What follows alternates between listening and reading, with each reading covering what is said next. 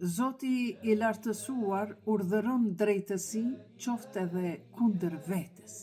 Këtë e thot në surën Nisa, ajeti 135. Në emër të Zotit të gjithë mëshirshmit, mëshirë plotit.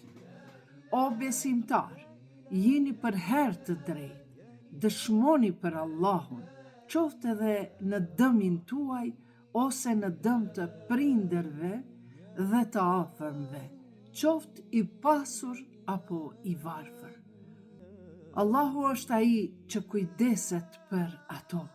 Prandaj, që të jeni të drejtë, mos pasoni epshet, por në qoftë se dëshmoni pa drejtësisht, ose i shmangeni dëshmis, ani, Allahu vërtet është informuar se çka punoni.